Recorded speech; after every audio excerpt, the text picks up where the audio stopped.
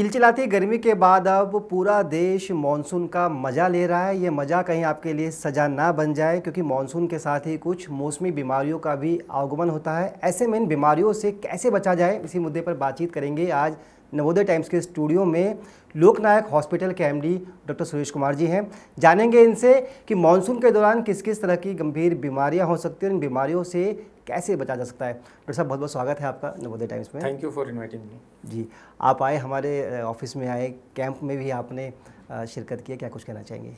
देखिए, सबसे पहले तो मैं पंजाब केसरी ग्रुप और नवोदय टाइम्स को बहुत बहुत बधाई देना चाहता हूँ कि एक विशाल ब्लड कैंप का आपने आयोजन किया। और इस तरह का जो आयोजन है उसे न केवल उन मासूम की जान बचती है, लाइफ को एक नया जीवन दान मिलता है, क्योंकि ब्लड दान से ज़्यादा तो कोई बड़ा डोनेशन होता नहीं है। एक कहावत भी है कि रक्तदान महादान होता है। तो ये जो आपने ब्लड बैंक कैंप का आयोजन किया, जिसमें कि लोकनायक की पूरी टीम इन्वॉल्व है, और एक ये बहुत सक्सेसफुल रहेगा, पूरे दिन चलेगा। और मुझे पता चला कि कल भी आप ब्लड डोनेशन कैंप करने जा रहे हैं। तो ये एक बहुत ही मानवता के लिए एक श्रेष्ठ कार्य है, जिससे हज़ारों जिंदगियां बचाई जा सकती हैं। और उस कष्ट की घड़ी में, उस इमरजेंसी की सिचुएशन में जहाँ ब्लड डोनेशन से लोग डरते हैं, ब्लड डोनेशन नहीं दे पाते, और कई बार हमें देखता है कि इमरजेंसी में काफ़ी सारे एक्सीडेंट्स के पेशेंट्स हमारे पास आते हैं, और एक एक मरीज़ को 5-5 से 7-7 बोतल ब्लड चढ़ाना पड़ता है, और वो हम हॉस्पिटल से ही मुहैया कराते हैं।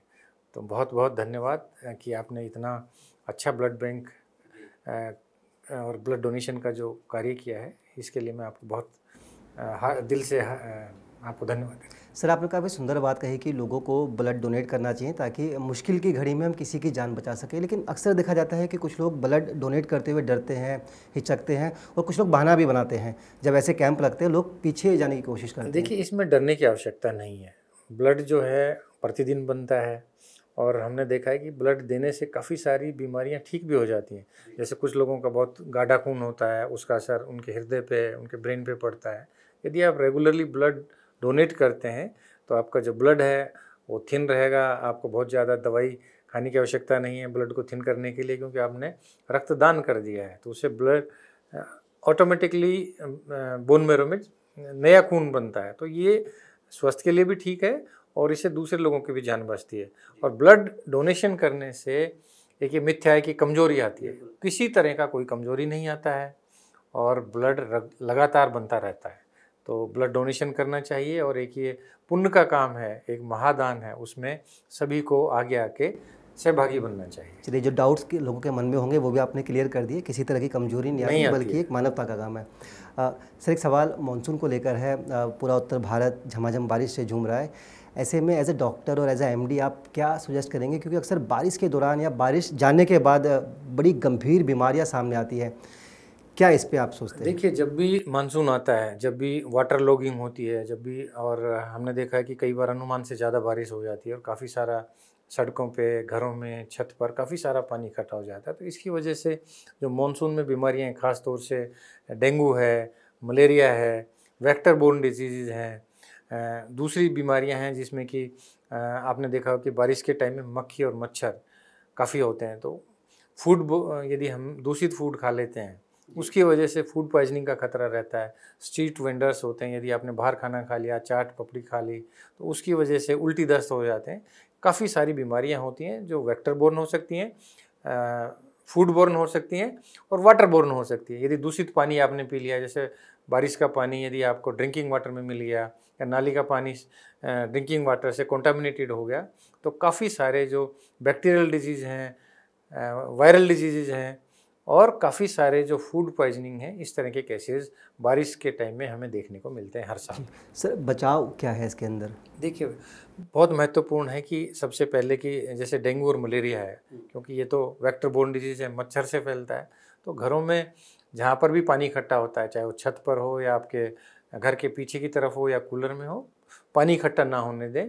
यदि आपको कूलर बहुत आवश्यक है तो उसमें आप मिट्टी का तेल डाल सकते हैं, या उसको आप साफ़ कर सकते हैं। डेली आप उसको खाली करिए। तीसरा, यदि आपके पास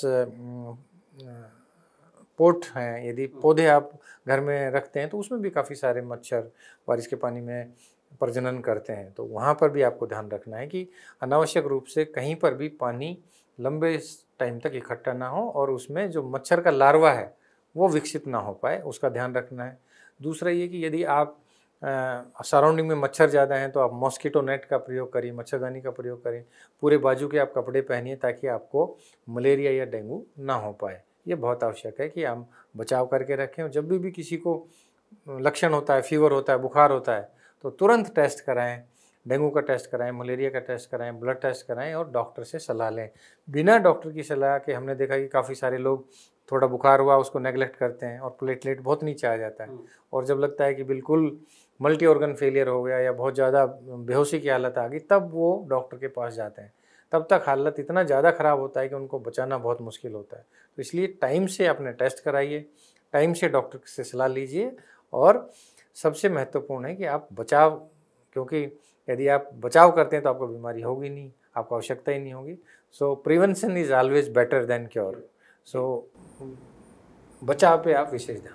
आपने डेंगू की बात कही, डेंगू बड़ा डराता है जब बारिश आती है, सबसे पहला दिमाग में डेंगू से जानलेवा है क्योंकि डेंगू।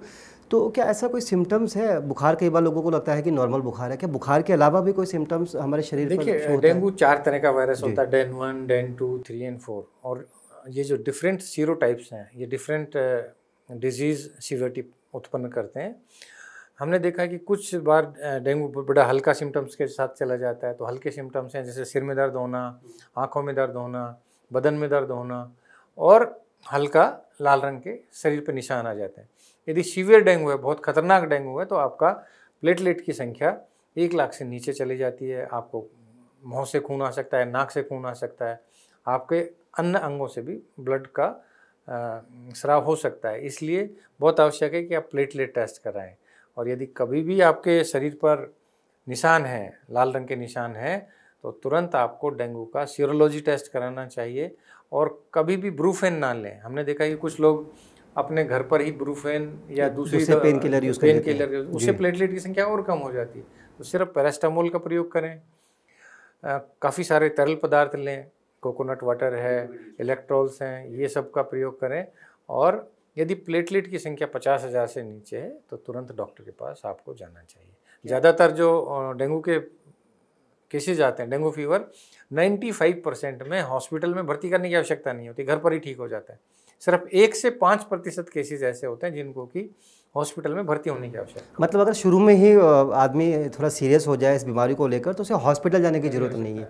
जी सर, जो जिन लोगों को कोविड हुआ है, क्या उनको कुछ खास एहतियात बरतने की ज़रूरत है? ये देखा गया है कि पिछले 2-3 साल में हमने देखा है कि जिनको कोविड हुआ है, क्योंकि कोविड भी एक वायरल बीमारी है और डेंगू भी काफ़ी सारे हमने जो लक्षण होते हैं कि जिसमें बुखार होता है, बदन दर्द होता है, तो ये जो डेंगू वायरस है उन लोगों को यदि इन्फेक्ट करता है जिसमें पहले से ये कोविड हुआ है, तो उसमें डिजीज़ सीवियरिटी ज़्यादा होती है, ऐसा हमने देखा गया है। और जिनको वैक्सीन लगा है उनको भी डेंगू हो सकता है। ऐसा नहीं कि वैक्सीन लगा लिया आपने कोविड का तो कोई बीमारी नहीं होगी। कोविड का या वैक्सीन लगे हुए केसेस भी डेंगू से संक्रमित होते हैं, और उनमें भी काफ़ी सीवियर डिजीज़ हमें देखने को मिला है। यानी कि उसमें भी एंडोथेलियल डिसफंक्शन होता है, काफ़ी सारा आपका ब्लड में पैरामीटर्स में चेंजेस आते हैं, और प्लेटलेट की संख्या बहुत कम देखने को मिली है। कि किसी को पहले कोविड हुआ है और अब डेंगू होता है तो उसमें डिजीज़ ज़्यादा खतरनाक साबित हुआ। जी, पिछले साल काफ़ी लोग डेंगू की वजह से इनकी डेथ हुई थी। क्या आपको लगता है दिल्ली की जो तैयारी है वो काफ़ी है, क्योंकि आपका बहुत लंबा चौड़ा एक्सपीरियंस है मेडिकल? देखिए, हमारा जो अनुभव है वो हॉस्पिटल तक सीमित है, मरीजों तक सीमित है, पर क्योंकि ये एक पब्लिक हेल्थ प्रॉब्लम है, इसमें काफ़ी सारी एजेंसियों को मिलकर काम करना चाहिए। जैसे हमने देखा PWD है, वाटर एंड सैनिटेशन है, आपने देखा होगा कि सिविल एमिनिटीज़ हैं, MCD है, ये सारे लोग मिलके काम करें ताकि वाटर स्टेग्नेशन ना हो, मच्छरों का प्रजनन ना हो, साफ़ सुथरे रहें। यदि आपका बहुत ज़्यादा वाटर लॉगिंग होती है तो उसमें काफ़ी सारे मच्छर पैदा होते हैं। सर, आप चूँकि हेल्थ सेक्टर से हैं, क्या हेल्थ की तैयारी उतनी है अगर दिल्ली में? हेल्थ की हमारी पूरी तैयारी है, क्योंकि हमारे पास पर्याप्त मात्रा में दवाइयाँ हैं, पर्याप्त मात्रा में प्लेटलेट्स उपलब्ध हैं। हमारे ब्लड बैंक की बात करें तो हमारे पास 400 से 500 प्लेटलेट स्टोर रहते हैं हमेशा, हाँ, 24/7। सो प्लेटलेट की किसी को भी आवश्यकता होती है तो वो हमारे लिए पर्याप्त है। डेंगू के लिए हमने अलग से बेड रिजर्व रखते हैं हमारा हर साल, और डेंगू के लिए हम स्पेशल ड्राइव भी करते हैं। हमने स्टाफ को ट्रेन करते हैं कि यदि कोई भी संदिग्ध डेंगू का पेशेंट्स आता है तो उसको कंफर्म कैसे करेंगे, क्या क्या ब्लड टेस्ट कराएंगे, कैसे उसको हम यदि आईसीयू की आवश्यकता है डेंगू के पेशेंट्स को तो कब वो डेंजर सिग्नल्स हैं, जैसे किसी का ब्लड प्रेशर ज़्यादा कम हो गया या किसी को ब्लीडिंग बहुत ज़्यादा हो गई तो हम उसको तुरंत आईसीयू में शिफ्ट करते हैं, और उसको एक विशेष निगरानी जो टीम है हमारी, जिसमें कि काफ़ी सारे स्पेशलिस्ट हैं, वो ध्यान रखते हैं। बच्चों के लिए हमने अलग से व्यवस्था की है कि पीडियाट्रिक एंड नियोनेटल आईसीयू में भी हम डेंगू का इलाज की विशेष व्यवस्था लोकनायक ने की हुई। जी, एक सवाल जीका वायरस को लेकर भी है। महाराष्ट्र में कुछ केसेस सामने आए हैं, जानना चाहेंगे कि जीका वायरस है क्या, हमारे दर्शकों को आसान शब्दों में। देखिए, जीका वायरस ज़्यादातर अफ्रीकन कंट्री में देखने को मिलता है, और महाराष्ट्र में अभी 2 ही केसेस रिपोर्ट हुए हैं। ये काफ़ी घातक और काफ़ी सीरियस इलनेस है।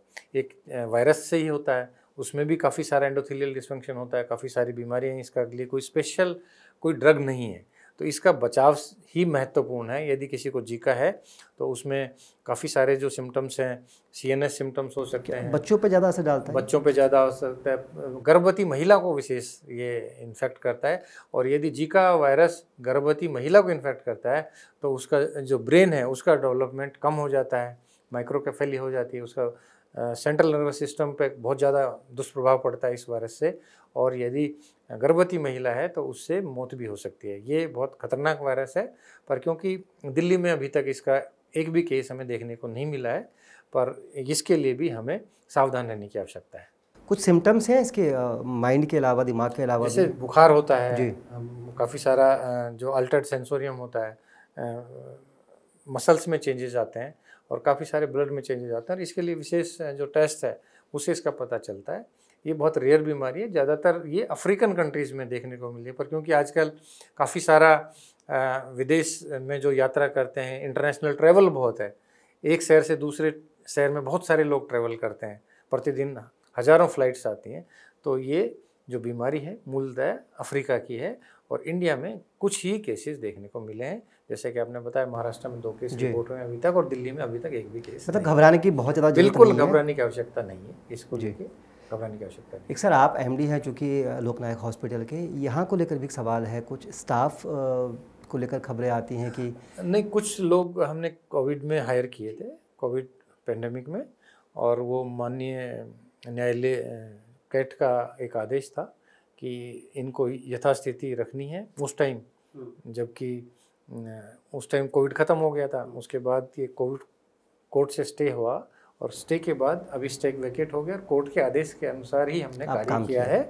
तो इसमें क्योंकि माननीय न्यायालय का निर्देश था, तो उसमें हम कुछ नहीं। तो क्या अस्पताल पे कोई फ़र्क पड़ रहा है पेशेंट? हमारे काफ़ी सारे जो स्टाफ था, जो मेडिकल लीव पे था, जो छुट्टी पे गए हुए थे, उनको हमने वापस बुला लिया है, और अस्पताल की सभी सेवाएं सुचारू रूप से चालू हैं। सारे आईसीयू, सारे इमरजेंसी, सारे ऑपरेशन थिएटर बिल्कुल नॉर्मल चल रहे हैं, और हमने देखा कि काफ़ी सारा जो टेक्नीशियंस का जो था इशू, वो हमने दूसरे अस्पताल से भी यहाँ पे अब ट्रांसफ़र हो गए हैं, और अब सारी हमारी सर्विसेज सामान्य रूप से चल रही हैं। जी, चलिए सर, बहुत बहुत शुक्रिया।